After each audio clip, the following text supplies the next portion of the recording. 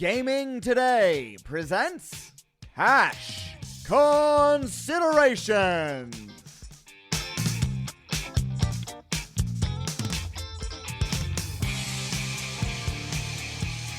Welcome to the Cash Considerations podcast. Today is Tuesday, January 21st. We have a Super Bowl set, and we are ready to go. So, we're into New Year's, or obviously we're past that. We're past Martin Luther King Day and a full day of NBA, and we're back in the studio, back home, off the road. That was a fun episode we had with Derek last week, down live from the D. Solid road win. Yeah, played well. That was good. Reynolds, you did a great job with that audio too, background noise, all that stuff. But let's bring in the boys. You heard him. That's Alan Berg at %Berg. What's up, AB? I'm just trying to stay awake right now. The new schedule is ruining my life. Yes, but it's okay. And also, with a new schedule, change of schedule, different things, is Mo Pearson, who's not here, but hopefully will join the show later. He's at These Takes. Just got some things going on down at the D and Circa, so he's not here with us, but hopefully will be. We're hoping classic drop in, hopefully. Yep. Yeah. And HB will probably drop in as well. Howard Barish at Gaming Today News. We may have a special guest on the way. We'll save that for when he gets here. Hopefully he gets here. Yep. Reynolds producing the show. I am Reynolds 2305. If you guys didn't listen to the last week's show, he called exactly what was going to happen with the UFC, all except for Cerrone winning the fight, but that was more personal. That guy really, he don't like Conor. He does not. He don't like Conor. He does not. I am Dave Sherapan at Sportsbook Consigliere, SportsBK Consig on Twitter. The show is at GT Cash Consider. Follow the show, share the show, rate the show, review the show. We got a little stagnant on reviews. I know more people are listening because we see people listening. Really help us if you just go on and hit the 5-star review or actually write something and leave us a rating or a review. So much help there. But we're all kind of fighting it a little bit. My voice sounds like shit, but we're going to get through it. We're going to welcome our guest today. The format of the show, before we welcome him, we're going to do the interview. We're going to do our take a minute, recap the UFC event with the boys. They were there. Recap the NFL championship games. Talk about the Super Bowl initially. We got 2 weeks to talk about it and hear about it, so we're going to give you our first thoughts. And then we're going to do our random shots, touching on a couple other things. So, without further ado, let's welcome our special guest today. He was in Vegas last week. He's back home in Connecticut. He is David Bearman, the deputy editor of sports betting at ESPN at DB1 Sports. That's DB, the number 1 Sports on Twitter. He's a great follow, and we're going to bring him into the show. David, how are you today, sir?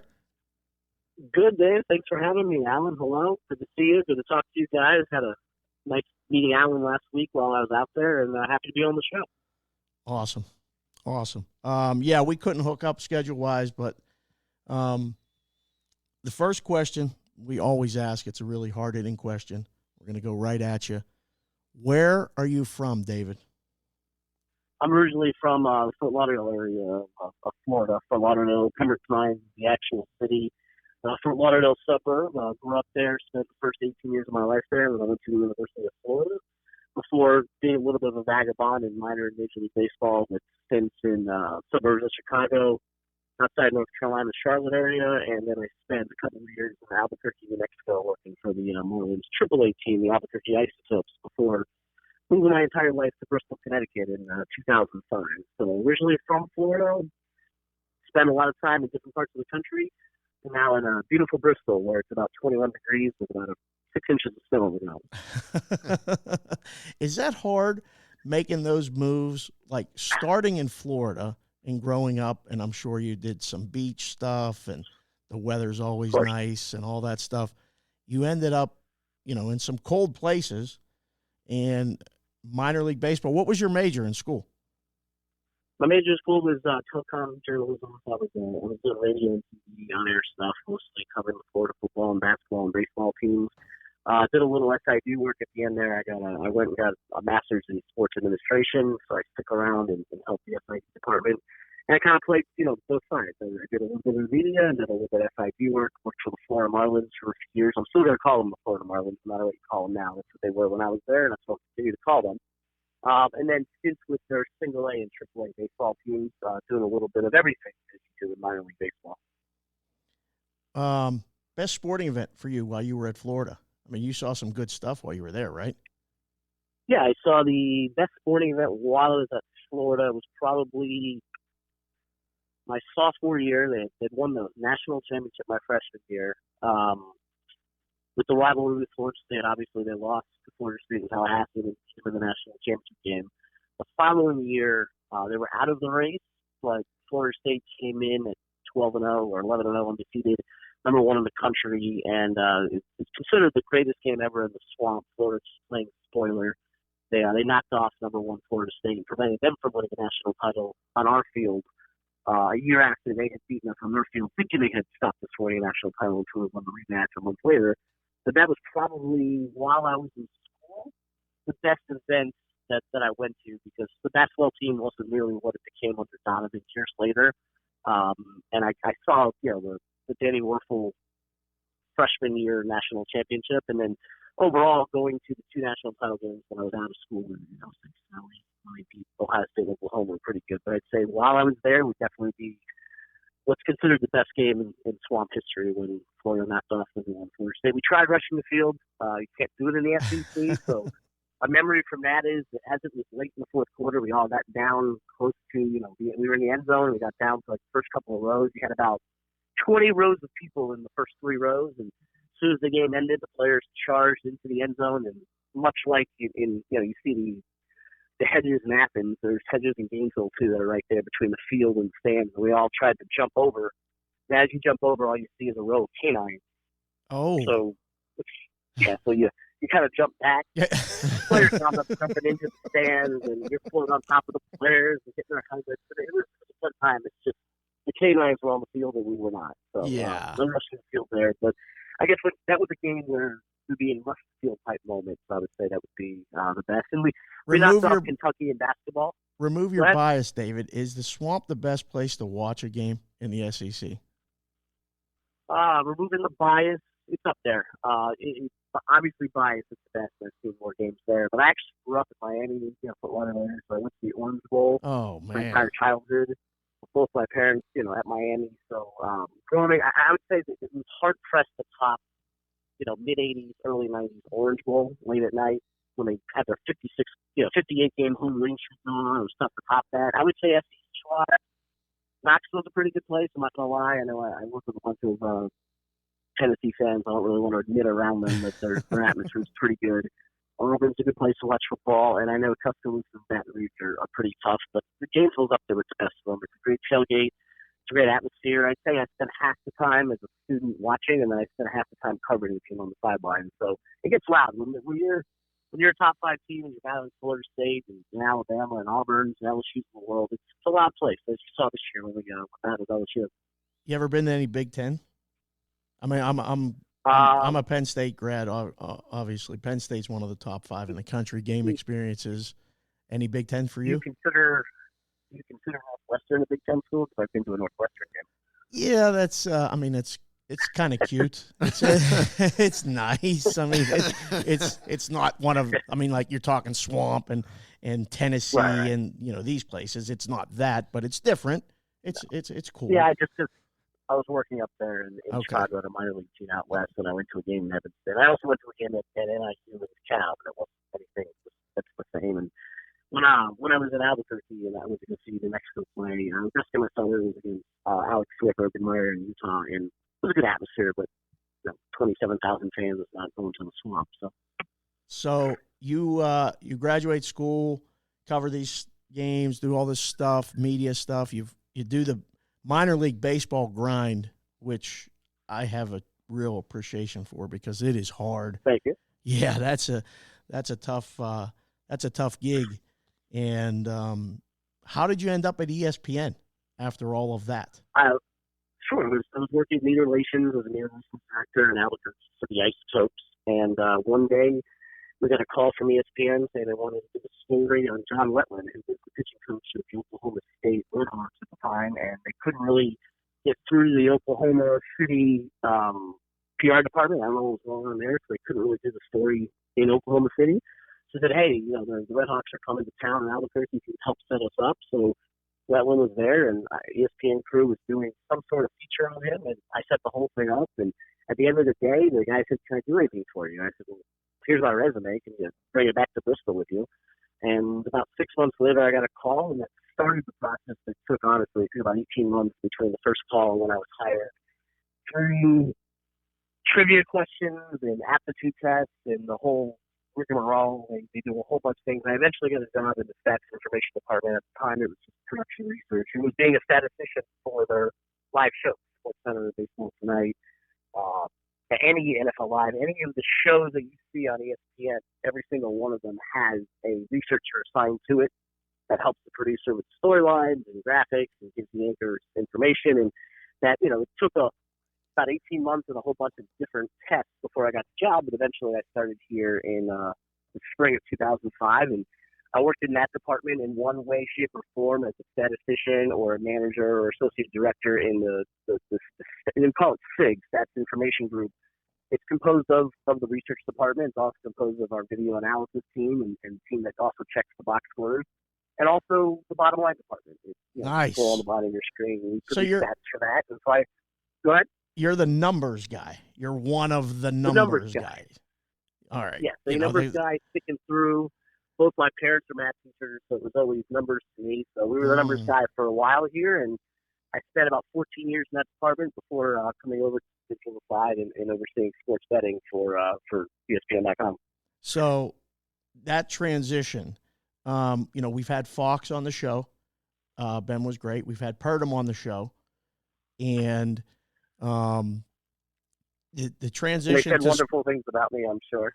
Actually, I don't think they mentioned you, just to be perfectly honest, because we didn't make that connection yet. But they said to say hello, and I have maybe a question for you from them. But the transition to sports betting, was that difficult? I mean, both of them have talked about how initially it was, and now with it being legal all over the country and it a lot more open to talk about it. Did you find that transition awkward or strange at all? Not really, only because I had been doing sports betting as part of my previous job at the Stats Group. We had been promoting sports betting. I had worked with Ben and David to try to get more sports betting into ESPN platforms, whether it be the shows or digital. So we had been doing it for 3 or 4 years, buying up databases, producing content, trying to spin storylines around gambling before I got this job. So to me, it was a natural transition to, instead of worrying about, individual stats in every single sport, to turn around and just worry about the betting stats, the betting columns and stuff on the sports. And I know David's been in the space for a while, and they were battling it not being legal, and same thing with Ben. To them, they had already been working in sports betting, and people were poo-pooing it. But on my end, I had other things I was able to sell besides sports betting. And now, by the time I got here, over to the digital side, it was concentrating on launching Daily Wager, the TV show that we help launch 5 days a week, as well as all the columns you see on ESPN.com/Chalk. It's when I got here, the past month had already been repealed, so the transition was made a little bit easier on my end, and I didn't have to deal with some of the stuff that Ben and David had dealt with in terms of them not wanting to be read or anything because it was illegal. And we're having fun with it. We're promoting it more and more and more and get into more states, and we're trying to grow what we do here at the company in terms of sports betting. That's fantastic. So your day-to-day duties at ESPN, the show, Daily Wagers on pretty much 5 days a week. You're on that as well? Yeah, I work with them. We helped launch that show last March, and we're, contributors every single day to it with story ideas and lines, information, and, help produce with the show. They have their own people that produce the show itself, but we definitely have contributions to it. And then what I was alluding to before with the digital side, overseeing all the editorial content on digital. So if you see an article on Chalk, whether Purdom wrote it, Fox wrote it, or we have our picks columns that are on there for us, that's the stuff that I oversee. Do you have to do the picks? I mean, are you I do. Okay, so you're giving picks as well in that stuff? Yes, I was in every single NFL column this year, and I did a couple of college football ones, and every now and then we'll dive into the other ones depending on the need. But our NFL one this year was trying to get one thing that we liked on every single game, but not forcing everybody to pick every game. Dude, how So hard is times that? it was, How hard is that to come up with something for every single game? It was more difficult than I thought it would be, and Ben had warned me in advance that last year they had just said people pick all 16 games, it would be pass or a side or a total. And this year we wanted to just kind of reinvent it a little bit and say, reading 14 passes really doesn't help, so let's divvy up the games any which way you want and try to find at least one thing. It doesn't have to be a side or total. It could be a prop. It could be a first half bet, but having every single game covered did become hard at times because I wanted best bets. I didn't want your third best or your fourth best. I wanted the best information that you could possibly have. So sometimes there were times where somebody had to take a, Bengals-Dolphins game that nobody actually wanted, and we had to come up with something we liked on it. So as a resident Dolphin fan, I was happy to take that bomb. But at the end of the day, we got all 256 games covered one way, shape, or form, and proud of the fact that we were able to have people go buy the article and get at least one thing they liked on every single game. And that was the goal from the beginning. And sometimes there were multiple things we liked on a game, but I just wanted to make sure we had at least one on every game covered. Right. Speaking of having things covered, you were here last week for the FSGA. And I can't, off the top of my head, Fantasy Sports Gambling Association. Is that what it is? Correct. FSGA? Yeah, we used to be the It used to be the FSTA, and they changed it to incorporate sports betting into it. So we were here for their twice-a-year conference. They usually have one on the East and one on the West Coast. This year, the West Coast won, the winter one was in Vegas, and happy to announce that we took home a couple of awards. Daily Wager took home the award for Best Video Show. Doug Kazarian, our host, and one of the Chalk writers took home the Host Award. And Chris the Bear Felica, a good friend of mine and someone I've worked with for over 15 years at the company, took home Best Sports Betting Analyst Award. So took home some hardware. It was fun. And, I got to meet Alan. And I'd like Alan to tell the audience what exactly he was drinking that night I met him because it looked expensive and old. A little Don Julio 1942. That was the only añejo they had. So, had to make do. I'm like, oh, how much is this going to cost? The guy tells me, and I'm like, well, I have one of these. Yep. And I got to hit the road. One and done. Yeah. It's pretty good, though. It's pretty good. Is that have you been out to Vegas before, David? Yeah, I've been out to Vegas dozens of times. So what was the first trip to Vegas? That's usually the one that does it. Are you a Vegas guy? Do you like it? And what was the first trip like? I do like Vegas. I would consider myself a Vegas visitor, someone who can come for 3 or 4 days and then leave and come back 3 months later and still be alive to think about it. My first one, I was in Albuquerque. It was a true story. It was the end of an 8-game homestand, which just drains the heck out of you. I think it ended in July 2nd. And my buddy, who was working in accounting, we were like, all right, what are we going to do for the July 4th holiday, the weekend, the homestand's over? And I said to him, let's go to Vegas. And he's like, what? I said, let's just get in the car and drive. And it was just about midnight when we were done wrapping up the stadium and wrapping up all the PR stuff. And got in the car at about 1 o'clock, picked up some crap from his apartment, picked up some crap from my apartment, and drove 8 hours to Albuquerque. And en route, I called my brother and told him to hop on a plane, and he met us there. He was back in Florida. Met us in Las Vegas, and we spent 3 days just doing what 24-year-olds will do in Vegas, and then we drove back in the middle of the night. Got back at about 8:30 in the morning, went straight back to our desk. So. Oh, wow. What's the drive, Yep, 8 hours? Straight back. Yeah, 8 hours, and I believe you lose an hour going there. Oh, depending on the time, yeah. Depending on the time. So I think we left at about midnight. Monday and got to our desks about 8:30, 9 o'clock in the morning, Monday morning, and just went straight to work. And things you can do when you're 24. Yeah, could you do that trip now? I could do it, but I'm not sure I'd be in good shape when I got back. Not going to the desk anyway. You're going to bed. No. No, I mean, going straight back to the desk would probably not work. And I took the red eye home the other night. I was back the next day. So. Yep. So I have a question here. Your favorite guys to work with on the daily, either on the Daily Wager or just, at Chalk or whatever. Like, you got to cash the characters, and I'm not, you don't have to single anybody out. You just said the Bear. Obviously, you've been with him for a long time. Great guy. Seems like, a lot of people like him. Who do you kind of, everybody wants to know, like when Ben was here, like, what's the day-to-day? What do you guys do? They think you're hanging out just talking sports all the time. But who are your guys that you kind of, hang with there? We actually do hang around and just talk sports all day. What's the fair assessment? I've known the Bear since the day I started here. He was a game day researcher. I worked on college football with him, did a couple of national championships with the Bear. So whenever he's here, which is rare because he's always on the road traveling, doing his thing, we always can shoot the shit and just talk gambling all day, even before I had this job. So he's someone who literally can just walk to the cafeteria and just shoot the shit with him. I get along great with Doug. I'm kind of new with Doug since I didn't work with him much before I started this gig, but launching the show with him and working with him every single day is great. The guy probably has forgotten more about sports betting than I've known about sports betting. When it comes to the actual, betting and hedging and arbitrage and betting the next game and parlays and teasers, the guy knows the math. He knows where to go, and he can basically tell you what smells bad and what doesn't smell bad. So Doug is a lot of fun to work with, and not to single him out, but the Beard, Preston Johnson's just a great guy, and he's mostly out of Vegas, as you know. Yep. I hung out with him for a night. We did dinner when I was there last week, but every time he comes here, we usually go to a bar and watch some games. And he's fun to play cards with, throw dice with, and a cool guy. And when he's here, I enjoy him here.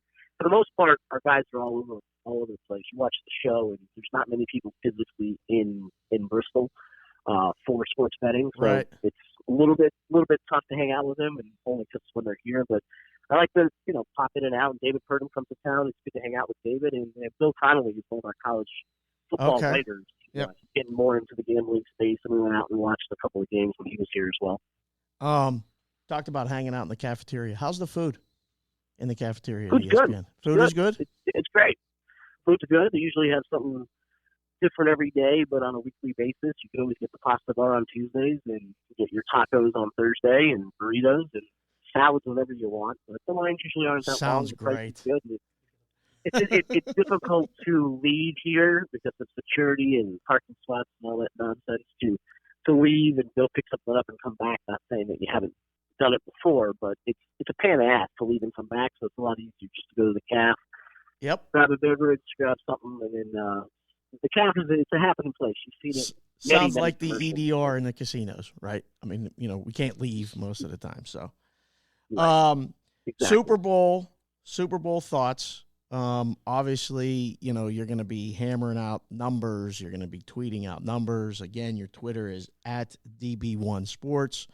I saw one you put out, I believe, yesterday, or maybe even it was Sunday.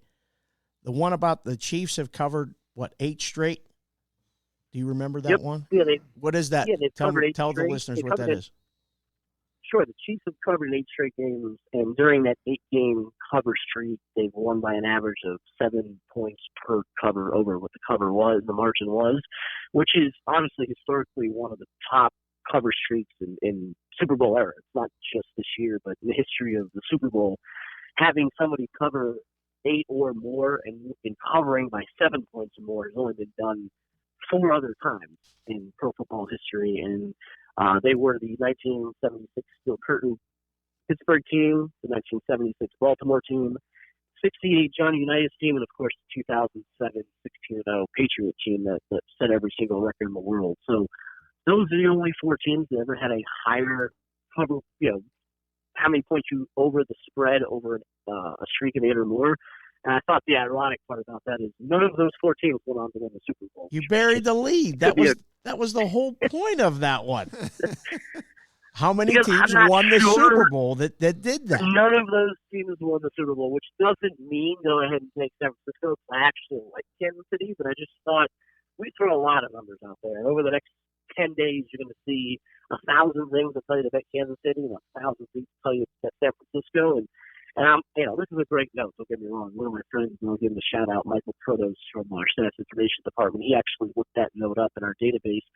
It's a great note, but I'm not sure that has any bearing on whether this year's Kansas City Chiefs can beat this year's San Francisco 49ers, which is always a fun part of handicapping, is getting through the crap and trying to figure out which note actually means something. You look at the X's and O's as a completely different game than if you're looking at streaks and stats numbers, and right? And the numbers, does what happened in 1976 have any correlation to what might happen today? No. But you could also look at it and say a team that has covered 8 or more times in a row like this, maybe the streak has to end at some point, and this could be the one. And it probably has nothing to do with the fact that the Patriots lost to the Giants after covering 10 straight games. And the longest cover streak entering a Super Bowl before was the 1985 New England Patriots, who had covered 14 consecutive games before they got the crap beat out of them by the Chicago Bears. So there you go. So it was one of the biggest blowouts in the history of the Super Bowl. Does it correlate? I have no idea. But I'm here to produce information, and you guys can go through all the numbers and go through everything that we send out there. And that's so funny because someone actually went on Twitter and said, "Don't you like the Chiefs?" I'm like, "Yeah, I'm just giving you the info. You can do what you want with the information." And I'm probably going to. We have people in the stats department who go through our database. Hey, we're going to have a column next week that's going to be 35 different nuggets, and it'll probably be half on one side and half on the other. Before we let you go, I know it's early. Would you like to give a Super Bowl pick? I Side total. Took Kansas City -1. Oh, you did? Okay. I took Kansas City -1. I like them. I've been on them all year, and I know it's going to probably come back to bite me because I've faded San Francisco all year, and I took Green Bay +8, and that didn't work out for me either. I lean Kansas City. I think they're just a better team. They're getting a low line, and if I had to pick a side, if I had to pick a total, I would pick the over. Although there is a stat out there that tells you Super Bowls that have a total of over 52 don't go over. I think 5 of the 6 have gone under. You'll see that in one of our upcoming columns. Again, does it correlate? I have no idea. I do like the over in this game. I just think both offenses are different, but unstoppable. You can't really stop Kansas City, and San Francisco has shown that they can drive the ball right down your throat. So I would predict maybe 34-20 game or 35-27, something in that caliber. But I expect Kansas City to finish on top. There you go. All right, David. Thank you, sir. We're going to let you go. For all the listeners, that is David Bearman. He's at DB1 Sports on Twitter, the deputy editor of sports betting at ESPN, in a phone booth in Bristol. Thanks for hanging with us, being sick, fighting through it, and we'll talk to you soon, man. I appreciate it, guys. Thanks for having me on. I'm hoping this phone booth story gets in there. All right. Great stuff. Thanks, David. Take it easy, man. Thank you. All right. All right. That's going to do it for the interview portion of the show. We got a lot of stuff coming up now. We got a little surprise guest. We got some people popping in the studio. We are ready to go. Before we do that, I want to remind everyone about the Digital Gaming Today subscription. This is the last 2 weeks for the $5 a month price. You get award-winning content, analysis, stats, picks, casino industry news, and more. A Don Best feed with real-time lines and scores from 6 Vegas sportsbooks. Links to casino deals and sportsbook app signups. You even get the Gaming Today newspaper in digital form. Just go to gamingtoday.com/register and sign up for that now. All right. Before we jump into sports, we're going to do our Take a Minute segment. Mo is not here to do it, but in the seat, welcoming HB. What's up, HB? Good morning. Good morning, everybody. He's here. Reynolds just waves like, yeah, okay. How should I take that? I don't know. There's nothing to take. Okay. Just take he waved at you. Oh. I just don't believe in good mornings. No. As the texts were being exchanged this morning, it really wasn't a good morning. Oh, there was a lot of stuff going on. Yeah. So let's just get into it. You're scribbled. I mean, you're ready to go. I know you've been talking about this. You gave me we go through this and we try to give, a heads up to each other a little bit sometimes, or it's just completely off the cuff, but a lot of people like it. And, we come strong, we come short, maybe run a few seconds over, but this is the segment. So you want to start? Yeah, sure. All right, let's go to AB first because HB's is going to be hard to follow. Ready? Yep. 3, 2, 1. The Packers are frauds. Congratulations. Done! 3 seconds, 3.9. Wow. It's quicker than the 40. Yeah, that was good. He's right. I mean, that's all I needed. Yeah, everyone saw it. Yeah. We kind of said it for weeks. They somehow kept winning games, but it was going to come to an end. Just run left. That's all you have to do. Yeah. Just no teams would do it. It was unreal. Mostert looked like he was Barry Sanders. Wow. We'll get to that real quick in the recap, but yikes. I heard a number talk about, stats and numbers. They ran 186 yards untouched. If they were playing flag, they would have gotten 186 yards. Garoppolo had 3 more pass attempts than he had kneel downs. W. All right. HB. Before you count down, since he only used 3.3 seconds, I'd like to borrow his 56 seconds and then just before the Senate. Holy shit. Well, it's kind of like vacation can carry over. I'd like to get his vacation time. Okay. All right. Because mine may I'm just fair warning, mine may go over. All right, I'm going to jump in and do mine then. How about that? I'll jump in. I'm going to get mine out of the way because mine's not going to go over. All right?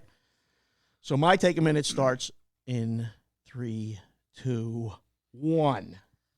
Props for Super Bowl have jumped the shark for me. I'm dreading what's coming here. They generate a lot of interest. There's a lot of talk. Media handle's good. The handle's been going up on props every year, but it's still one game.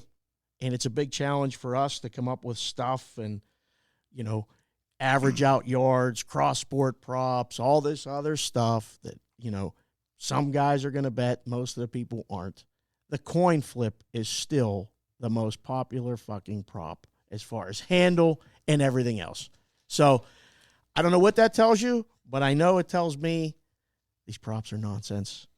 And I have a couple seconds left. I just wanted to give a quick shout out to my 5-year-old Kendall, who told me to mention her in the 1 minute segment. She got her first 2 adult teeth. Apparently they're called the 6-year molars a week before her 6-year-old birthday. So nice. Very excited about that. 1 minute out. HB, God damn, he's got notes scribbled. Can't read them. Glasses are on. Ready to go, sir? I'm going to try. All right. It may be participatory, too, because I've got a question to pose in my... Sorry, Reynolds. Okay. All right. What was it at the end? All right. Here we go. HB, take a minute right now. In my former rants, there might have been a common theme when I come on and discuss the downside of technology, the internet, Twitter, how convenient and inconvenient it makes our lives.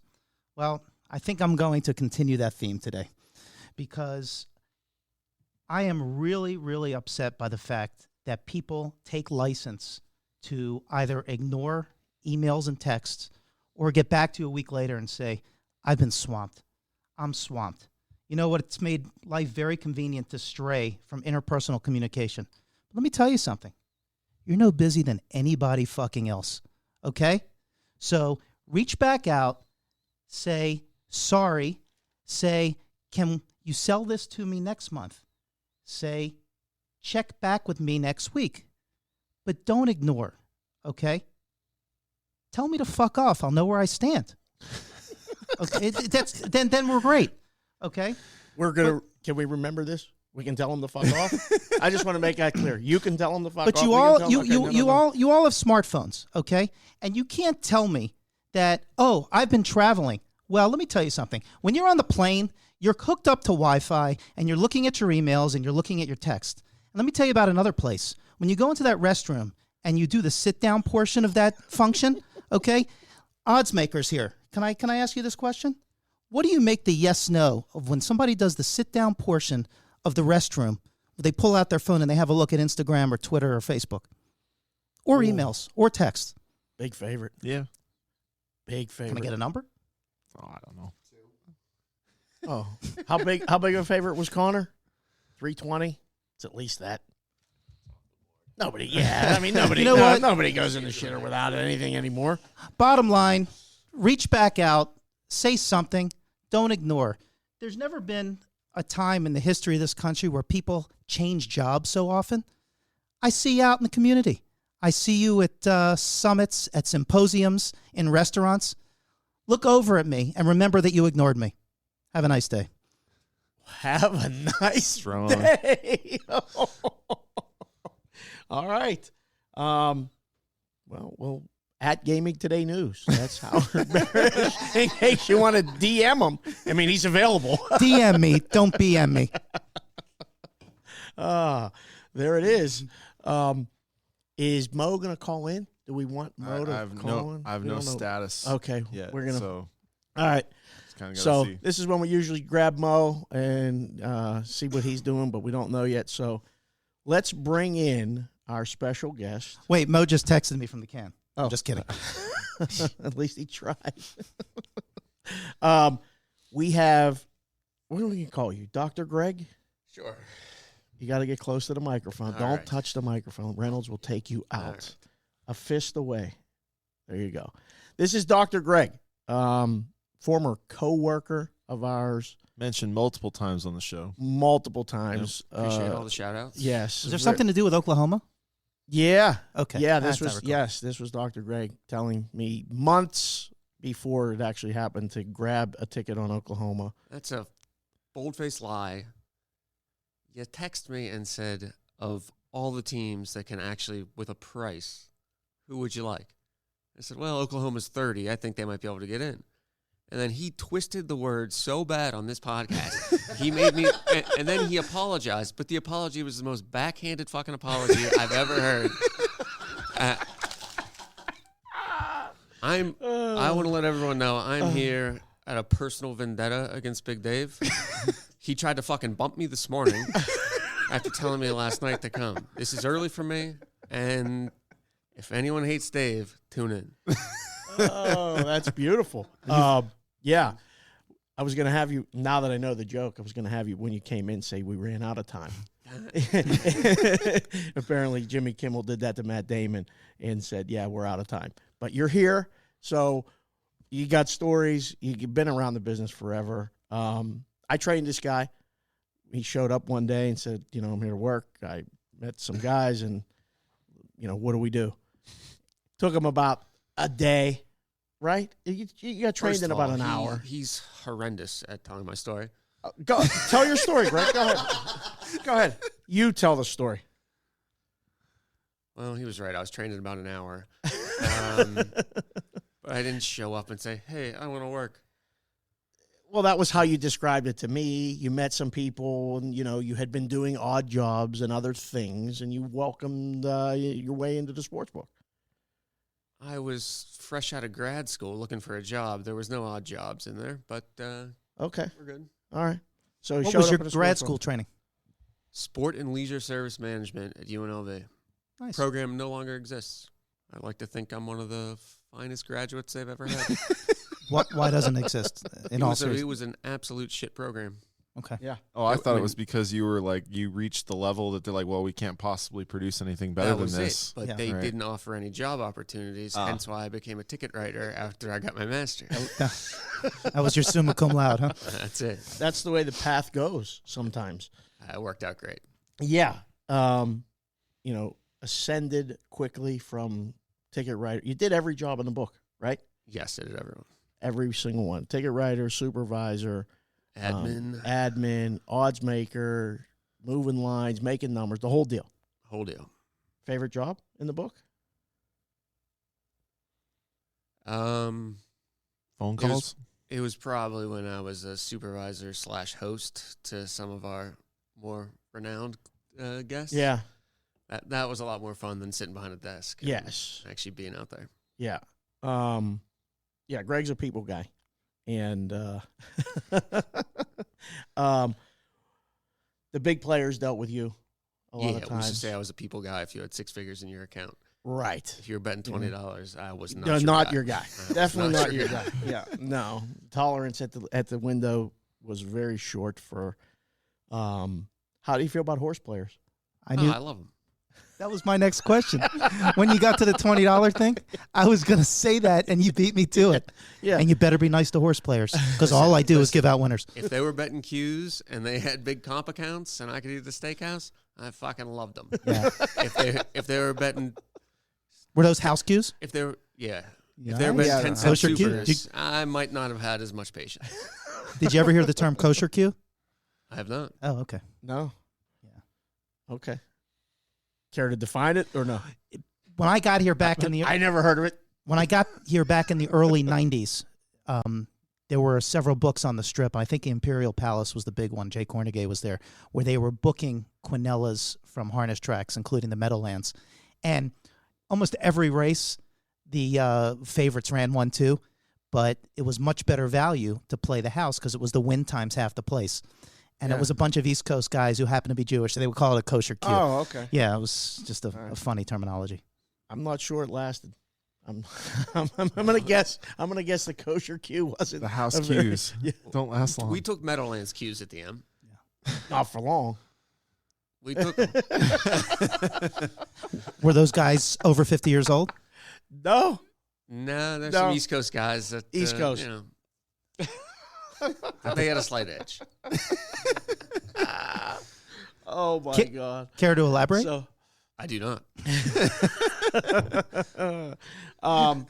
so let's just put it this way. So it's Super Bowl week, and we're bringing in people. Hopefully that we've had talks with or different opinions, things like that. How many Super Bowls you do at the M? Do you remember? Probably what, 5, Probably- 6 of them. Probably 6. Yeah. Best, worst Super Bowl story. Favorite story involves you. Fair enough. Let's go. Dave and I had a bit of a rivalry as ticket writers. We all did. Yeah. That counter was unbelievable. At the counter, the supervisors it was the guys taking the bets. We're sitting right on the counter. There was no back office at the beginning. I Right. was on the left side. Dave was on the right side. Careful banging that table. Sorry. That's all right. He'll take you out. It's not me. He'll take you out. Those of you don't know Dave, he talks so much shit about how hard he works and what he does. And the guy's a fucking ghost. He disappeared all the time. I mean, if he wasn't counting tips, he was taking a 15-minute shit. He had to go make a phone call. He was just always gone. But he'd come in and just talk and talk and talk. And I'm doing all the work. So False. that is not false. Were you in that deli hanging out? No. Okay. Go ahead. He would go to the gift shop. But the gift shop that was close, the guys with all the comps, they took all the good stuff. So he'd go across the casino for a 20-minute jaunt to the good gift shops, he called it. Talked to all his VIPs. Yeah, I mean, that's what he was Got a doing. network. I was apologizing for him most of the time for Oh. being an asshole, but that's okay. Go Okay. ahead. But listen, someone had to do it. But he comes up with this thing that he writes more tickets than me. Super Bowl day. Said, all right, let's fucking do a ticket count, and let's see how many voids we have. And I get very competitive with this. So someone comes up with 20 props for $5 a piece, going through all of it. I bang them out. Then they come up and say a bunch of them are wrong. I don't take it well. because I'm going to void 20 tickets here, and I'm going to lose my bet to Dave. So I get And hear about it for a year. and hear about it for a year. So Till the next Super Bowl. I essentially get carried off the line by the boss and telling me that I need to stop and just be polite and all those things that I'm not.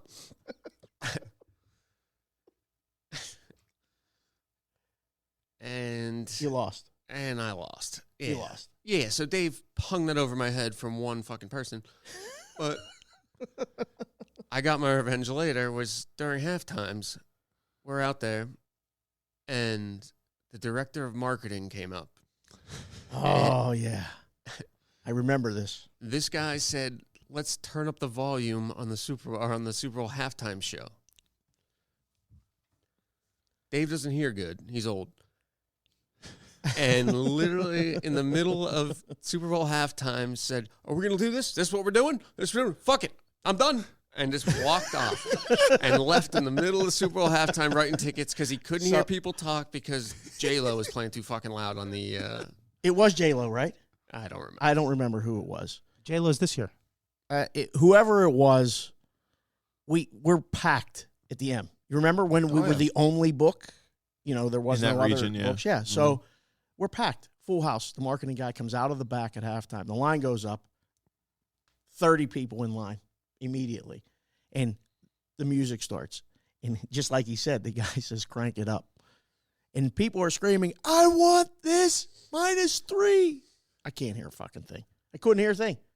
So I did the vent. That said, was his really? walk-off moment. Yeah. I said, are we seriously doing this? We're trying to take bets. People are betting 5 dimes, 10 dimes. We're taking ridiculous amounts, right? I mean, we were taking 50,000, no question, on halftimes. Cash. There was no app. Yeah. We were firing the stuff and counting, and we had so much time. So I did that. I actually said, well, the guy just wants the marketing guy wants to watch the halftime and hear it. I'm done. I slammed the drawer shut, counted the money. I said, that's it. You guys got it. I'm done. I was supposed to leave at the end of halftime. I left halfway through. So that happened. Did you start calling people over like, hey, come over here to my line. Come on, go on. Yeah. No voids. No voids. Did you get reprimanded for bailing? No. Nah, Dave was above the Yeah, law. juice? Greg covered it. Oh, yeah. Greg covered it. Yeah, I did all the work. He complained about it, and he Yeah. did whatever the hell he does. Sink, we'll have you on at some point to verify the truth. Don't worry about it. Biggest bet you remember taking? Super Bowl. I have mine. You have yours? $1 million with the guys from Florida, and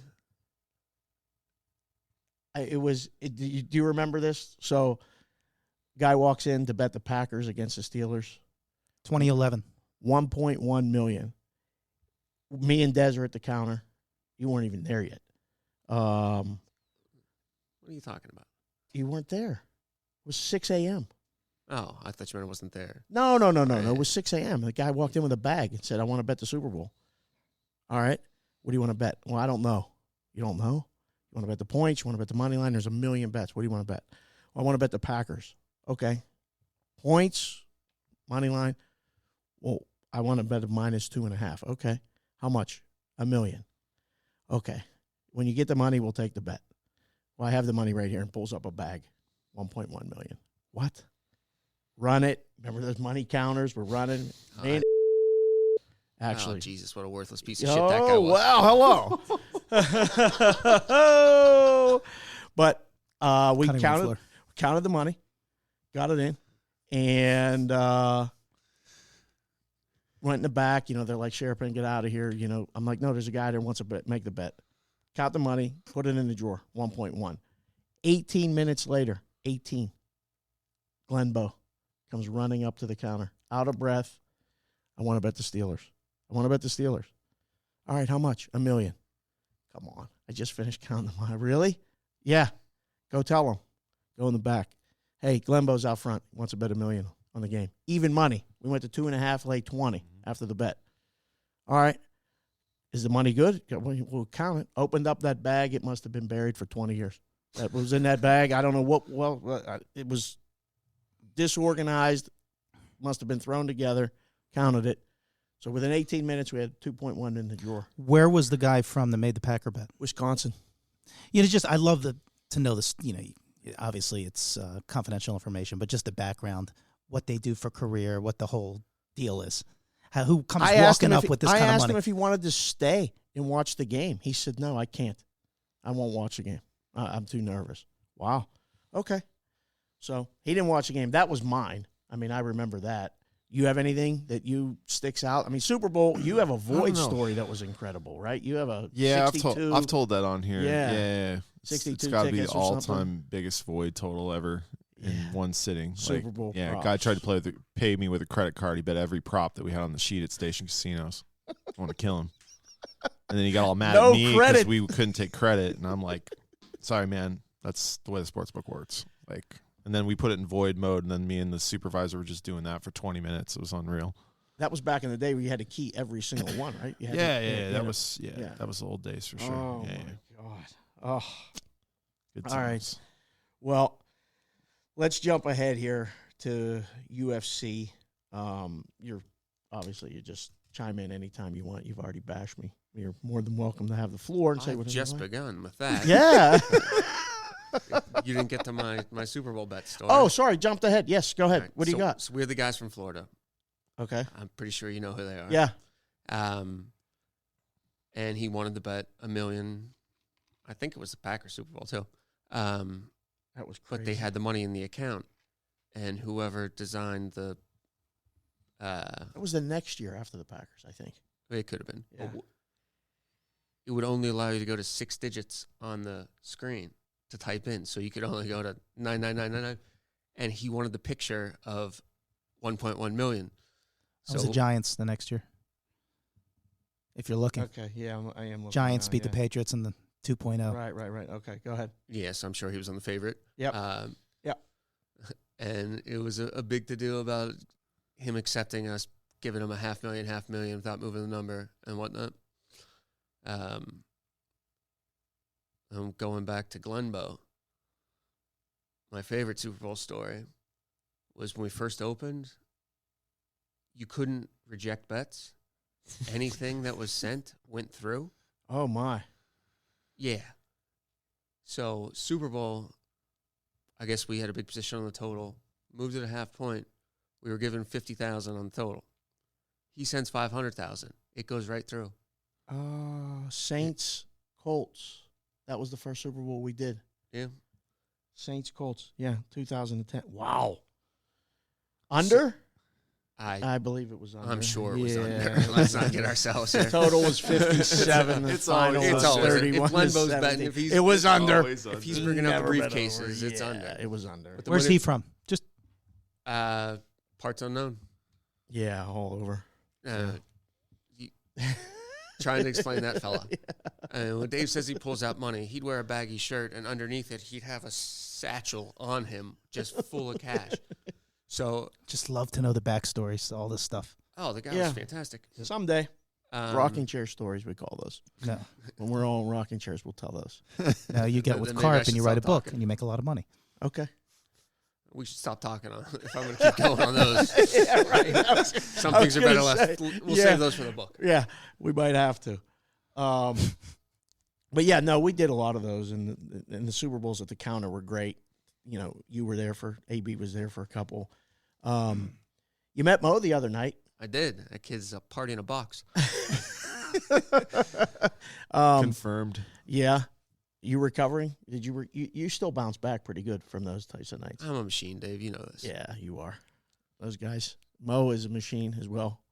I'm still waiting for him to join us. I don't know if he's going to.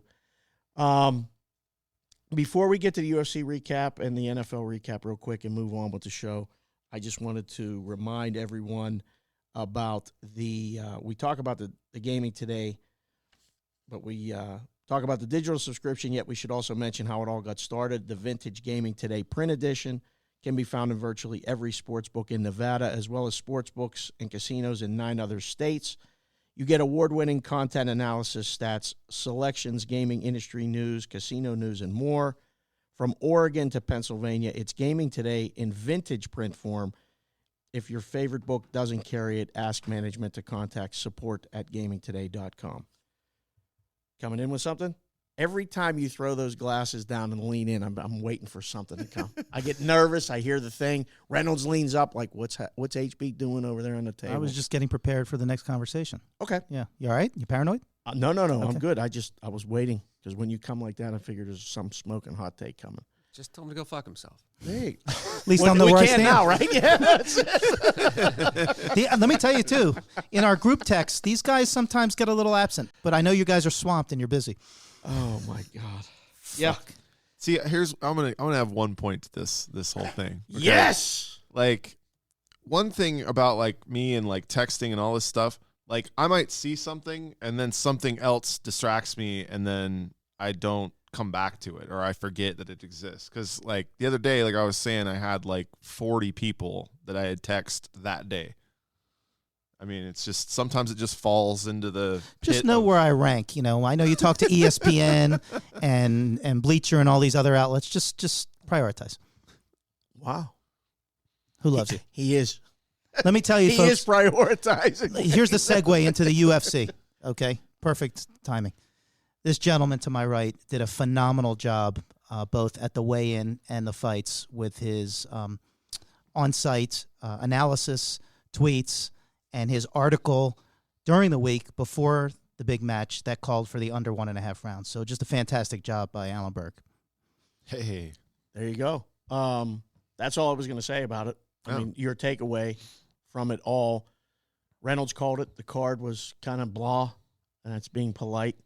The home fight was a lean on the cage strategy, and it never stopped. Dana cut an incredible like thing afterwards. Like he's like, I don't want to rip this referee. He's a good guy, but I was like, the fuck is he doing? Letting him just lean on the cage. Really? He said Oh that? yeah, he went off. The whole room was cracking up, and he just kept going on about it.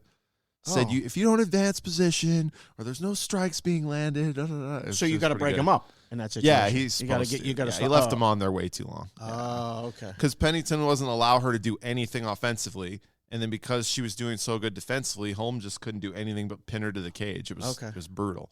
Okay. Yeah, but happens sometimes. And then the main event. Main event was electric, man. The whole building was just alive. Like it was, it was like the whole room was like no one cares. Everyone's there to watch Connor. Like that's how it felt. Like The normally, whole night? yeah. Okay. Like I would say at least 50% of that crowd was not even a UFC crowd because, for instance, like when Cowboy like hits the screen, if I was there any other night, Cowboy gets a big pop, and he got some cheers, but it was a Connor crowd, man. Anytime it showed Connor, place went nuts. This is Mick Jagger, huh? It's like He's a rock star. I mean, people just love this guy. I mean, it's insane. I mean, the Floyd fight just put him on a whole nother level. Like just getting in the ring with that guy, just it just changed everything. were those few shoulders to the nose. I don't know much about. He broke Cerrone's nose with that second shot, like 100%. Like he crushed it with his shoulder. And then Cerrone was just done because he's. He got kicked in the jaw, Mhm. and then from there, I think the nose thing really messed him up because I think I don't know if he just never saw it because like I said earlier, he was trying to block a body kick and then boom, it went to the head, and yeah, I mean, what do you think? Nice segue. Now, as I grabbed the microphone. Now, for me, watching that fight, right, you're right, second shoulder broke his nose, and that's where Cerrone got broke. Yeah, Right there, because he's always a slow starter. He always panics in these big moments. Talked about it before, where Dos Anjos beat the piss out of him in 66 seconds, right? So he got hit with the second shoulder, nose breaks, he panics. He goes, oh, what happened, right? Kick comes. That kick was not a perfect kick. A lot of people are, making a big deal out of it. Connor hit him with the toes, right? Which hurts, but when you want to land a kick, you want to land it with your shin, right? Yeah. So he still landed and generated good power, hit him in the orbital bone, and Cerrone was still panicked, right? Connor starts tagging him with the left, and Cerrone just kind of gave up. He turned against the cage like he did in the Darren Till fight, and he was begging Herb Dean to stop it. And Herb Dean gave him every opportunity to get him out of that fight. Herb Dean probably could have stopped it about 20 seconds earlier, but he was like, nope, giving him a shot, and Cerrone just flat out, he quit. I know there's been a lot of talk going on about that, but Donald Cerrone, he quit in that fight, same way Anthony Pettis quit earlier on the undercard. Well, I mean, he quit because he got popped in the face, and his nose was broken. But he never that's- made an attempt to fight back. no, think- did well, I Connor think get he hit? knew- Honestly, did Connor No, get Connor hit? got he hit never with took 0 a significant strike. strikes. 0. Didn't get hit. Didn't Unbelievable. get touched. But I think quit is such a tough one because I feel like I don't know. I have a hard time saying the guy quit. I just think he was just a mess already. Like from those 2 strikes, he just was. Look, I don't have a hard time saying he quit. And number one, it's because I have a background doing this stuff. Right. I've been in there with some of the best in the world. I've been beat up by some of the best in the world. I know when a guy is quitting. I don't throw that word out there casually. Carlos Condit quit against Damian Maia. Anthony Pettis quit against Diego Ferreira. Ronald Cerrone quit. When you turn your body completely as if you're running away, that is quitting. Right. And this is a guy that has a significant history of breaking in the biggest moments. That's all it was. Yeah. There you go. That's sums it up pretty good. Obviously Habib is next. That's it. Habib. That's. I don't think so. Masvidal is probably next. The names, the names that you're hearing are Masvidal, Usman, Justin Gaethje. I don't think he fights. He might fight Gaethje. I think that might. That's be a winnable fight for him. Well, that's it's the the thing. most winnable. They're not going to put him in. They're not going to put him in with somebody. I feel like that gives him like a full threat. Wow. Because they want to keep the train rolling. They have to. And we're hearing June-ish, May, June. Well, he still thinks this Ferguson Nurmagomedov. Thank you. Fight isn't going to happen, which there's a history of that. It's been canceled 5 times, so there's 4. a good. I thought it was 5. This is the 5th booking. Okay, all right. Guys got everything. Yeah. Anyway, he's saying it's not going to happen, and he's going to slide into that to that match. That was part of the reason why he wanted this fight at 170 is because he didn't want to make the cut to 155. You look twice. good at 170, boys. Look, I'm going to say this, and you guys accuse me of being a McGregor hater, but you didn't learn anything in 40 seconds. In that fight, of course not. He came out, he blitzed a guy that has a history of breaking. Right. You didn't learn anything about his cardio. Nothing was really pushed. This was the best case situation for Conor McGregor. I think a Justin Gaethje fight would go very, very differently because Justin Gaethje is not a guy who wilts. Look at the Eddie Alvarez fights. Look at the Dustin Poirier fights, even fights when he lost. They had to beat the piss at him into late rounds before they got the stoppages. So I think Gaethje it's a winnable fight. It's more winnable than Masvidal or Usman, but I think you'll probably end up doing the Masvidal fight because it's win-win for the UFC at that situation. You've got your 2 biggest stars at the moment right now. If Masvidal beats the piss out of Conor McGregor, well, then there's no shame to Conor McGregor. He just lost to the next big guy, Street Jesus, you know? And Masvidal's already talking around with, by the way, I'll finish up on this because it's my favorite quote of the year so far. I know we're, 21 days into it. But Masvidal says 2019 was a PG-13 year. 2020 is going to be rated R. Oh, okay. That guy's incredible. Quote after quote from that guy. Oh, man. One of my favorite things Connor said at the post thing about Masvidal, because they were asking him because he showed up in his Versace robe that Connor wore during the Mayweather tour thing. And he's like, I don't even know. Why would he do that? And he goes, Jesus loves triers. It's amazing. I'm I want those guys to fight just because the buildup would be incredible. Great, right? Like when they go to the pressers and stuff. Oh my God. And what's the end result from the betting? We did really well. Rex, the guy we work with, he tweeted out actually. He said Connor and under would be fantastic. Yeah. Connor in round 1. So we smoked. We took most of the big bets came in early on Connor and drove the lineup, and then the public was just 20, 50, 100 on Cowboy, trying to get the plus money all night. Yeah, they wanted money for the football the next day. Yeah. Speaking of the next day in football, man, we got the first game, the Chiefs, 35-24 over the Titans. Did you think the Titans were going to win that game when it started, the way they started? Nah. It didn't feel like it. I felt like if they get one more touchdown, then the Chiefs might be in trouble. But they didn't get away from them enough. Yeah, they didn't get away. Were you watching the game? Did you think? Of course, I had the Chiefs on the weekend for winners in gaming today. It just felt like the Houston game all over again. Okay, these guys will settle down. They'll go down the field in a minute and a half. He's got Kelsey. They'll be fine. Were you watching it? Yeah, I was watching it. Were you doing any in-play? I was not. If you were, would you have been hammering the Chiefs? No, I actually liked the. I know you liked the Titans before. I liked the Titans before the game, yeah, so but I was obviously skewed to that. And once they got up, I thought they'd be able to play defense and run the ball, and clearly they did not. The run before the half, Mahomes' run, scramble, whatever that was, why didn't anybody just hit him? Like, has the NFL changed That's a light somebody up moment. The quarterback is scrambling in the open field, headed towards the sideline. You light him up. You take a shot. And then on the 2-yard line, they were just trying to strip it. Oh, that was just a bad play. But the fact that like he was running towards the sideline, we've seen it for years now. It's changed, right? Yeah, you can't touch a guy. I mean, and is that better? I that's the concern. Like it looked like flag football. That's the way I saw it. I mean, what did you think, AB? I mean, he should have been hit twice. He made a great play to get around the corner, and then just running free. Yeah. I mean, I think we always knew that these things were going to happen with the rule changes and things. So, I mean, I don't know. It was a great play, though. I thought it was awesome.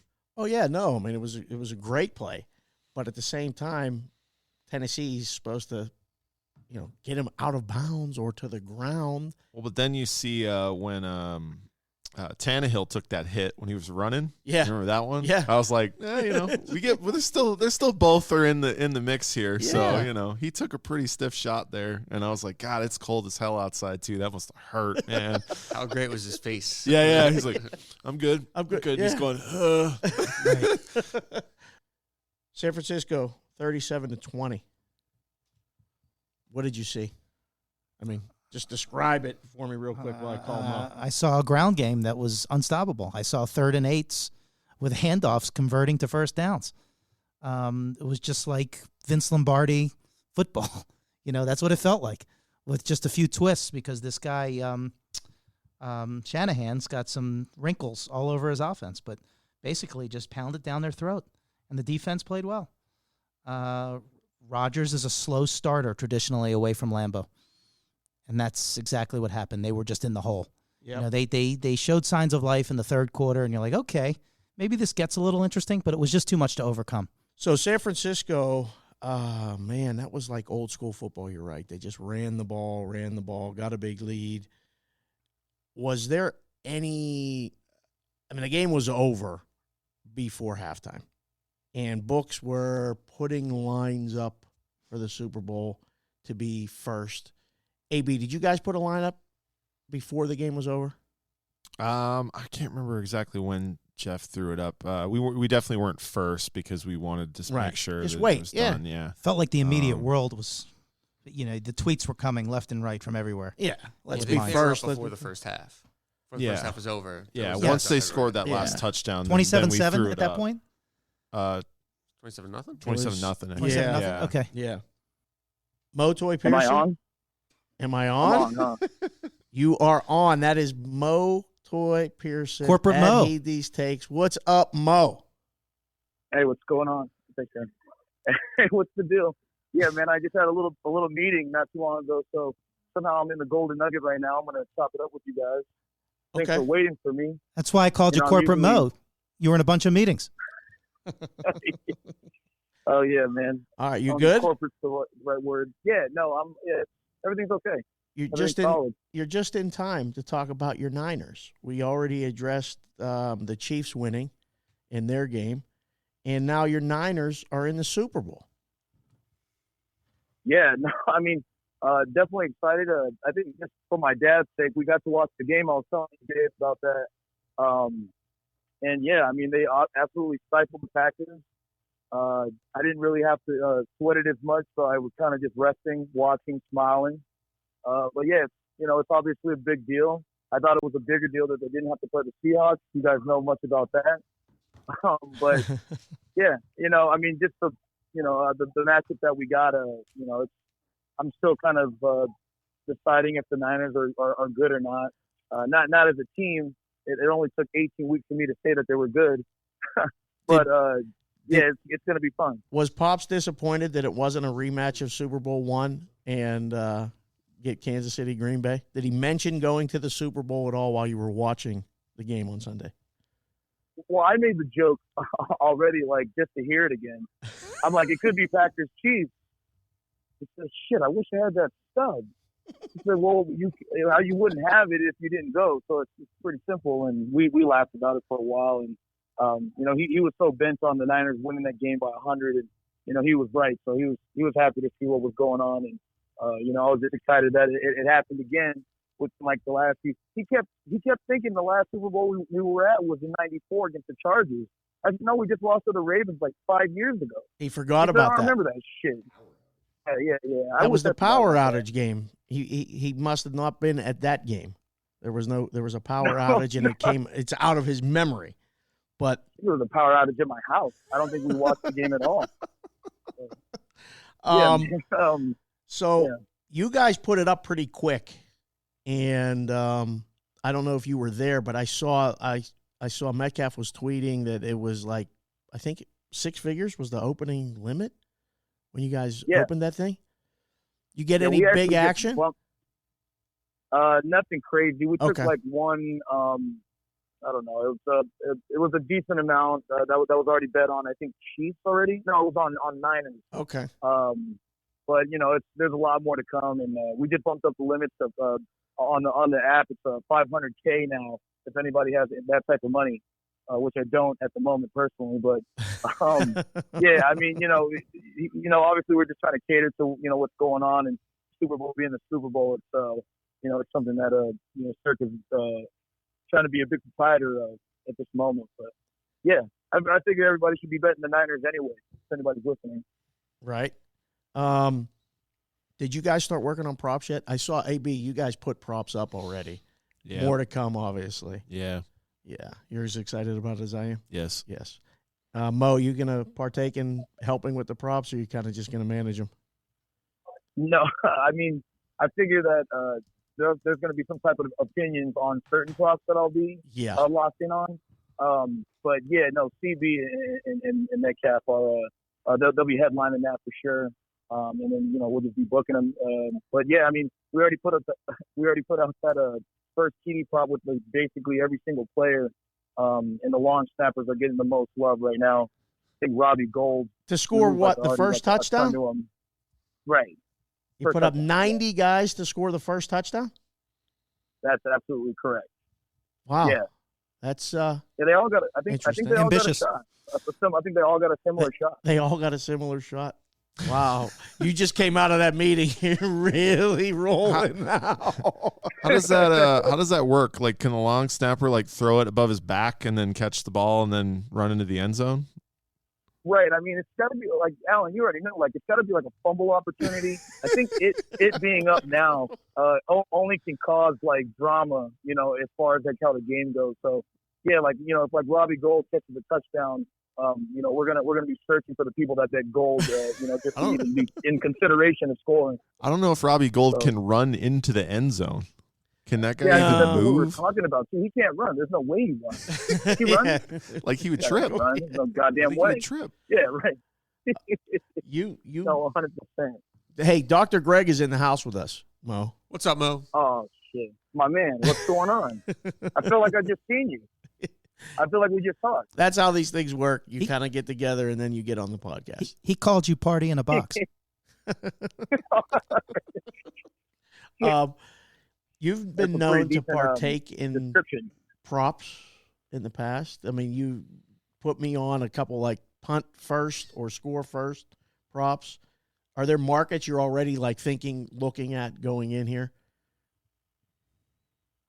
Are you talking to me? No, I'm talking to Greg. He's thinking. Okay, yeah, apologize. Sorry. I mean, the ones I put you on, we pretty much knew the answers to. Right. So those are the ones I'm looking for. Okay. All right. So do we know the answers yet? We don't know yet. No, it's too early for that. All right. Can I ask an operational question of the bookmakers? Yeah. How is the Saturday before the Super Bowl with the 140 college basketball games and then all the props and all the crap you got to deal with? Because you guys complain about you complain about college basketball incessantly. Mm-hmm. Yeah. It's one of the worst days of the year. Yeah, probably.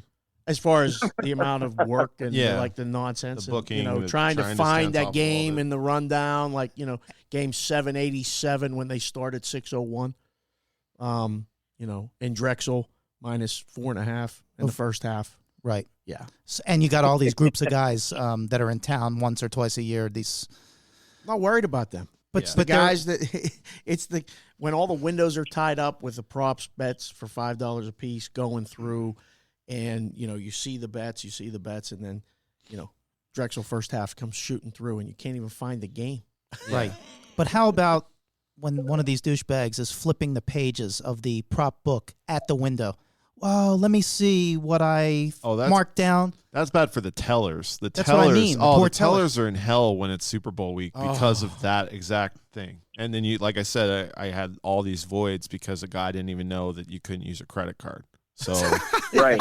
these are the things you have to deal with, And so for the tellers, it's far worse. But for us during the week, our problem is, especially like where I work, we're worrying about the guy that's trying to go to the window and bet 150 and then walk across the street and bet 150 and go to the place next door and bet 150. And next thing you know, the guy's got $3,000 on a prop and no one knows it's happening. Like, those are the things that we are worried about, like when we're trying to stay on top of the props and stuff like that. So, and then, the college hoops action, you put up like 19 second halves at one time. And there's only the guys who were here for Super Bowl are not betting that. But the guys who are on accounts are firing away, like moving the totals like 4 or 5 points, and you're just. And with all the mayhem, those sharper guys can maybe hide some money. No doubt. Into one of there's a lot of things going on, and it's very, very hard to monitor. Let's put it that way. And there's a lot of You put on some Niner or Chiefs gear, and you fit right in. Yeah, I'm sure Dr. Greg's got a Mahomes jersey. Are all or a hat that says 49ers NFC champs. I'm Jimmy G all the way. Are all of the props available on all the apps? Do they make it to the apps? Yeah, ours do. Yeah, ours do. Okay. Yeah. If you don't, you're probably leaving something behind. You need to. It's just hard to word them. It depends on the type of shop you are, realistically. I mean, we know. So Treasure Island's not going to have them all available? How many pages do they do? I don't know. I think one and a half. Half a page. Guess they won't be sponsoring the show. No, probably not. So I'll start with you, Mo, obviously, because it's your team. But, I mean, we've seen some two-way action on the side. Everybody's betting the over. There's no mystery. Yeah. The total's up to 54. I don't think we've taken an under bet yet. I mean, it's crazy. There's been 53 Super Bowls. 6 times the favorite won and didn't cover. It's the only 6 games that the point spread mattered. So it's pick the winner. Dog wins outright or the favorite wins and covers. This line is 1. So obviously I don't think the point spreads are going to come into play again. Not holding you to anything. We got a whole nother week to discuss it and hear the narratives. But, Mo, please tell me you're not even considering that the Chiefs are going to win this game. I don't know. I mean, I think immediately – well, I think it was like in the fourth quarter when you just don't want to say it. Come on. Yeah, I can't. I don't know yet. Like, for me, I don't know if I could bet against Mahomes, man. I feel like at this point it just seems dumb. I mean, I don't think it's as serious as when I was telling, like, we were talking about betting against Burrow in the in the national championship is bad, which it obviously was. But the Chiefs just came on strong late in the season. The defense looked a little bit better, and the offense is just kind of rolling at this point. I think normally in Super Bowls, defenses kind of come to play. It's a little bit bigger of a deal, especially with the neutral field. And I don't want to get caught up in the Niners just beating a quote unquote fraudulent team, and just kind of getting caught in my eye test. And it's worse because I'm a fan of the team. So, right. I don't want to just, blurt out and say the Niners are the side, but they're probably the side. Okay. I'm going to just say the Niners are going to win by 40 right now before I change my mind next week. There you go. That's I'm perfect. Try to get on there both you go. sides of it. So Translation, you're hedging the mush. Yeah, probably. Yeah, moral hedge. What are you thinking, HB? Just the first thought. You saw the line. We talked about the line weeks before. We said, obviously the AFC was favored. You've been following. The AFC's been favored for months. They've been 3-point favorite, right? 3, 4, until Baltimore got knocked out. Then it dropped down. It was 2, 2.5, whatever it was. Surprised by the line? We weren't. No, not at all. And I bought somebody a ticket on Saturday. The AFC was -2. Somebody back east asked me to buy a ticket. So 2-1. It's very accurate and it's very precise. Even before the game. Yep. Pretty much everybody knew. My first inclination is to bet the under in the first half. Under in the first half. Tight. Sounds all right. Feel each other out. Kansas City gets going more in this. I mean, I know they've been a second quarter team. They can't start slow against the Niners. I mean, don't that's know. not going to. That could be the one that gets them. They got away with it with Houston. I mean, They this got is the away best with it with defense they're Tennessee. going to play, right? I mean, Hands they've down. played, right? Hands down. I think the only comparison really that they've played athletically is the Chargers, and they didn't exactly put 40 on the Chargers. So 54. You looking at 28 first half, 27 and a I half. think we have 28? 26.5 right now, if I remember 26 and a half, 27 probably in the neighborhood. I still like the under Yeah. first half. First, Right, first gut check. inclination. Yep. Anything? I don't Just like say, the game. yeah, I don't either. I That's want the nothing, thing. Like, I want it's- nothing to do with that because I think both teams can win. Yeah. It just feels like a game that's going to be won by one touchdown, and it might be right around the number and the total, and I don't know. It feels like it's a 31-24 kind of game, one way or the other. Right. I think it's real close to whatever the number Number was. is, yep. And yeah, I mean, I'm already starting to look at props. That's Right. because I don't like the game. Anything? Wrong team's favorite. You like San Francisco? I like San Francisco a lot here. San Francisco's favored up in Reno. No surprise. Regional play. Yeah. -1, -1.5. With what's happened with the early line movement, Regional banger. as they're pushing KC money, so now we're going to get plus money on San Francisco. It's going to come back. There's guys looking to play plus money on both sides of a pick game. Which is Yeah, exactly exactly. what you said. I hope said, didn't all I want happen. is don't come one. come no, one. no, Yeah. no. Yeah, the game opens. Plus one, plus one, plus one, Limits plus are one. low. You can move a number. What's the running Relatively back situation with San Francisco other than Mostert? They said, Coleman's separated shoulder. but They probably think he'll think play, he can, but yeah. I don't know. They don't really need. I don't it. think it The running matters back in Kyle doesn't Shanahan's matter. offense. Yeah, exactly. Wow. It's all scheme. It doesn't matter who's back there. I mean, I'll take my chances with Kyle Shanahan over Andy Reid. Wow. There it is. Yeah. I can see it. I mean, it's redemption story for somebody, right? I mean, Kyle Shanahan was blowing the the lead. OC with the Falcons and lost. And Andy Reid was there once and lost. And somebody's going to win. So that's the story. State Farm's a little pissed. State Farm didn't get their game. Thank Still God. got one Shanahan half. looks like he hasn't slept since that Falcons loss. It doesn't look like he sleeps, man. I feel like he thinks about that shit all the time. He's I'm drawn serious, it. man. He's It's drawn like it on comes his in with a walls at different type of home. motive. 28-3, 28-3, 28-3. Yeah, he's like Goodwill dude, Hunting. man, he's got it in his wallet. He's got it in his wallet, man. He's got those plays he called, like pass, pass, pass, pass. Look what, man, I see what he's doing. Well, we got another week to get to the props and stuff, and we'll discuss that all next week. We'll dive a little more into that, maybe pick out a few that we're going to talk about. But I just wanted to touch on the football game. Super Bowl is, 2 weeks from this past Sunday. So we'll hear the stories. We'll go from there. I got just some random shots that I just wanted to mention before we get out of here. We're going to try to wrap the show here real quick. NBA talk. I just wanted to mention it because we haven't. Zion debut this week, Wednesday night. Are you excited? Yes, absolutely. Mo, are you going to watch an NBA game? Yeah, no, I feel like I've been watching more, actually. I just haven't told anyone. But I'm definitely going to be watching Zion for sure. Grizzlies, Mo. Memphis? Where'd he What do go? you What are we talking about? Oh, Memphis. man. Grizzlies. Grizzlies. Jaw. You don't remember these conversations we have He when we're doesn't when we're remember deep into anything. the alcohol? Oh, yeah, no, my bad. Oh, my God. I only tweeted it out. I think Yeah, Kyle's exactly. with me right now. Move off me, dude. What you doing? they're going to make the No, playoffs. yeah, John Moran. He's going to be my new favorite player. I'm telling you right now, like for the rest of my life. I don't know if I'll get his name tatted on me or anything, but yeah, this guy's unreal. I love guys that make guys better. He's electric. Oh, and he man. makes everyone on that team better. It is fun to watch. I hope they make the playoffs. They're on I mean, their it's- way. They're on their way. I mean, yeah. Do you think, I heard this question posed, and I'll ask you guys, if knowing what they know now, would New Orleans still draft Zion or would they draft Ja? I think they'd still take Zion. Yeah? Yeah, Yeah, I don't he's think just too much of a it's freak. impossible. Yeah, too physical of a specimen. Yeah, I mean, if Memphis had the first pick, would they still take Ja? well, that probably because they know what They they know have. what they have now, yeah, right? Yeah. But It's the pretty fun to see. potential, the ceiling level of Zion is we don't even know what it is. Right. And I think that's the thing. Like Ja Ja feels like a guy who has potential to win an NBA title and maybe a couple depending on how the team's built and what else they were able to acquire.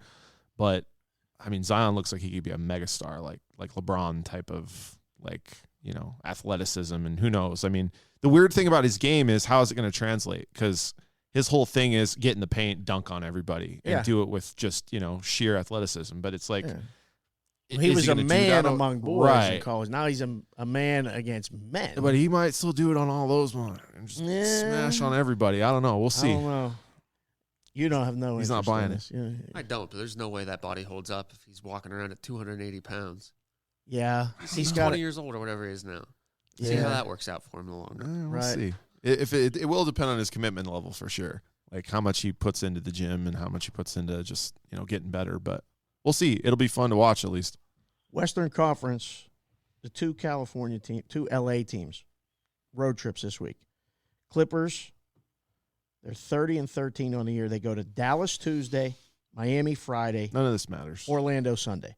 I just want 3-0, 2-1, 1-2. I don't know who's playing. Clippers. Is Isn't Kawhi that a great playing question? All three? You know, that's what I Yeah. mean. Like none of this stuff matters. The Clippers and Lakers will be in the playoffs, and all this regular season. It's just enjoy it on Twitter. Enjoy the highlights. Watch the rise of Ja Morant. Watch the particular games that are fun to watch. But when people otherwise, who ask you, cares what how do you happens? bet it? Oh man, What do you tell them? You got to pick spots where you're getting extra points, and you got to do it by like, you know, paying attention, like how teams are playing. Are they playing better against better teams than when, you know, like not Orlando. Orlando's been playing good. Who's a team that's been struggling lately? Portland. Portland comes into town maybe to like Atlanta. If Atlanta's been running good and they're getting points, then that's probably a play. Like those are the spot. NBA betting is all about spot betting. You cannot bet that every single day. You cannot beat it with parlays. You have to straight bet it. It's situational spot based. That's it. When you're getting an extra 3 points, if you've learned how to like cap it, that's your only shot. It's so hard. It is very hard. Yeah, that's why most pros don't touch it. If And they turn do, on they and watch mess with totals. Turn on and watch the game with 4 minutes left. Don't waste your time. Oh, I don't know about that. That's, Yeah, that's no. an old take. I don't know. You know, second quarter the other day, I'm watching like Ja Morant just absolutely like putting dudes in a body bag. some Like great it was stuff. awesome, man. Like, but I get, but that goes back to what I was saying. The results don't matter. Like, it doesn't matter what happens in these games. Like, they're irrelevant, but they're fun to watch because the players are fun to watch. The Lakers go at the Knicks, at Brooklyn, at Philly. That's a 3-game trip. Do they win all 3? No? Mo? I don't Anything? know. Mo's thinking. They've only been dogged 6 times all year. Yeah. One pick 'em. They're 6-1 in those games. When you see Lakers plus the points, which they're probably going to be at Philly on Saturday, that's probably a play. But they're not winning all 3 of those games. I don't think, I'll tell you right now, pay attention. But they're at Knicks, at Brooklyn, back-to-back, day off at Philly. Brooklyn They might win be all- Brooklyn might be a Brooklyn might beat spot. them, right? They That's might one be a spot. spot. Yeah. You look ahead to Philly and wedged And in with the somebody's Knicks, sitting. and they're going to go out partying in New York. So that might be a spot. And that's what I mean. The Clippers go Dallas, and then they go to Florida for 3 days. They're in Miami, and they play Miami, and then they play Orlando. Well, Miami's been the best home team in the NBA. 19-1. That's a game you got to watch. Yeah. That's a game like But entertaining the wise. problem, That's a game you got to watch. But the problem with that is it's not Lake like. Show gave them that first loss. Yep, there you go. Or was it the first loss, or was that recent? That was a 19-1. while No, back, right? their first home loss. Yeah, Lakers okay. gave the Heat their first home loss. Yeah. The thing is that everybody knows that, so you're not getting much value out of the number by backing either team because it's already, you know, if anything, you're probably getting more value out of the Clippers because everyone knows how good the Heat are at home. Yeah. So it's interesting. Something to keep an eye on. I just had a note to do it. yeah, no, it's good. NBA talks. College basketball for you, Mo. Baylor became the 7th team to be ranked number 1 this time at this point in the season. 7th team to be ranked number 1. Who is the best team in the country? I'm still gonna say it. Seton Hall is. I'm gonna die by Seton Hall. I don't care what anyone says. Fuck Gonzaga. I'm gonna be locking in on Seton Hall for like the next 2 months here. So bear with me until it goes down, and we'll talk about it then. So Go ahead. Do you have any West Coast Conference takes? Yeah, how's Pepperdine look? I'll let you know like everything about Santa Clara in like 2 days. San Diego State's 19-0. They play Oh, UNLV. they can't lose. They can't lose? I'm going to be there. I'm You going to going? be there. I'll be at the UNLV game. Yeah, I have to go. I have to. Okay. Have you been watching UNLV at home in these conference games? They're tearing people apart. You're the only one watching it, Mo. You really are. That's You're a the bunch only of one bullshit. watching it. I hate everybody in that room. Except for Dr. Greg. All right, before we go, real quick, NHL, anyone care? Gallant got fired? Carp Pissed wrote a me off. great article. Oh, his sin bin article was better than ours. Actually, it was he so he went to good. town, and I'm angry. I'm a season ticket holder. The night before, we got a 20%. Elitist. Oh, go ahead. Just kidding. Long story. We got a 20% price bump for next season. What? Yes. Hello. And then the next morning, Gallant was fired. Not so warm and fuzzy, fellas. Wow. 20%? Yeah, because we don't have a long-term commitment. Oh, okay. So if you're Oh, a so 5-year or 7-year, it's less of a bump. But if you're a year-to-year, because I've got teenage kids that Right. end up in college, and I just don't like making those kind of commitments, 20% bump. Wow. They make the playoffs? They still make the playoffs, right? I think they do. They're out of it. If the season ended today, they're out of it. There's going to be some pissed off people. Yeah, in but you town win if 2 they don't make games the and then you're playoffs. back in third place. It's crazy. I know the NHL it's very standings clustered. are so jumbled. Yeah. It's ridiculous. They caught Nobody lightning gives in a shit. bottle. Yeah. Party's over. Ooh, maybe. Man, it's going to be a fall from grace. Yep. If they don't make the It's playoffs, the Raiders come in. They might make the People win. playoffs, but I don't think they're making any Making more a run. runs. Well, Yeah. we'll see. I think there's going to be a lot of trade activity with them. I think McPhee's going to try to write that with some big, brutish defensemen. They have to. Yeah, get somebody to hit somebody. Yeah. Lastly, baseball. I know you guys don't give a shit, but that's cheating. I don't care. I don't care how you did it, who was doing it. They're not the only ones doing it, right? I mean, the Astros aren't the only ones doing this shit, right, Greg? No, everyone's doing it. Everyone's You're telling me doing the it. Yankees aren't doing it? You know who's not doing it? The Pirates. Exactly. The fucking Pirates aren't doing it. The Buccos are above board the entire way. My Orioles aren't doing it. Oh, he just banged the table. Oh, my I God. caught myself. Your Orioles aren't doing it. The No. Tigers aren't doing it. Right. But, God damn, people are doing it, and it's cheating. I don't like where it's going. What do you got? Oh, your Yankees are doing it, please. Yeah, I'm not standing up for the Yankees here, but what I do find interesting to myself is that the way this works for baseball is right when they get some level of popularity back, they immediately shoot themselves in the foot. Yes. Right, so you get like 98, 99, the home run chase, then immediately after that it was like, oh, these guys are on HGH, Steroids, yep. steroids, all this stuff.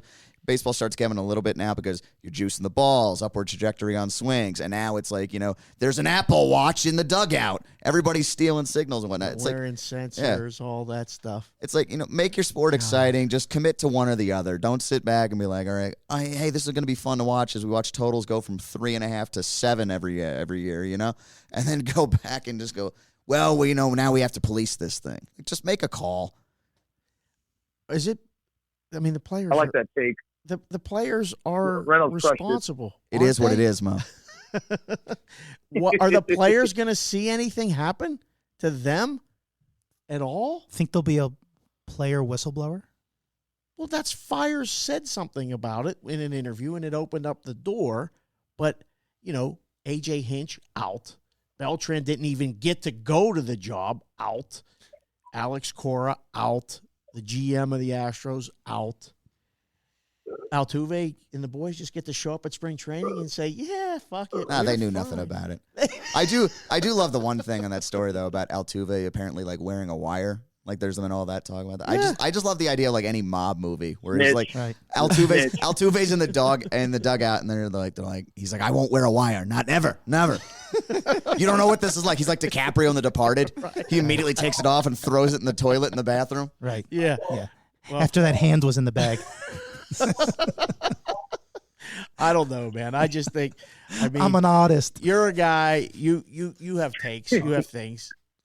Cheating, yes. Well, of course it's cheating, but it's- my thing is like I just want it to be done on the field. If you're able to steal signs on the field, then awesome. Do You're it. out like scheming them. But like when you start like using like technology and stuff, then it's no longer the same game, and it's just I don't know. It just makes it feel like it's not what it's supposed to be. And I mean, these guys, in my opinion, if there is anything about this whole wire thing and they're actually buzzing their shoulders to get pitches, those guys should probably be done. Like Players. period. Yeah. Yeah. Yeah. This could be the Black I mean, the Sox player- thing. yeah, this I could be mean, this could be the thing that how is somebody's that- going. You're out. Dr. No? Greg's shaking his head. No chance. Lifetime Ridiculous. ban for No, I'm not everyone. saying they're gonna do it. I'm just saying they probably should. Lifetime ban. They're the organization out schemed the other organizations. I tip my cap to them. Without the same technology, though. Like you've Everyone got- has it. They just implemented it better. I don't know. If you give everybody the same feed and you do it better than me, hats off. Yes, you get the hat tip. But Everyone if has the you're same only feed. seeing one feed, no, not in Houston. They only had that feed. They had the feed themselves. No one else could see it. They had it zoomed in on the catcher's crotch Yeah. and picked the signals. No one else saw that feed except those guys. They out schemed. You're going to go with that fucking. All right. I don't think it's fair, but I don't know. I just wanted to mention it before. Well, it's just we not a went. game anymore. It's not. That's the game. Yeah, I know. And that's not the Yeah. game on the field. And like you said, I'd rather just be, you know, Might as well be video better games. than me on the field. Might as watch, Well, watch that's the where we're kids going. play video games. And we're going to then. have to put lines on Because that. at least we know it's not, Yeah. you know. I don't know.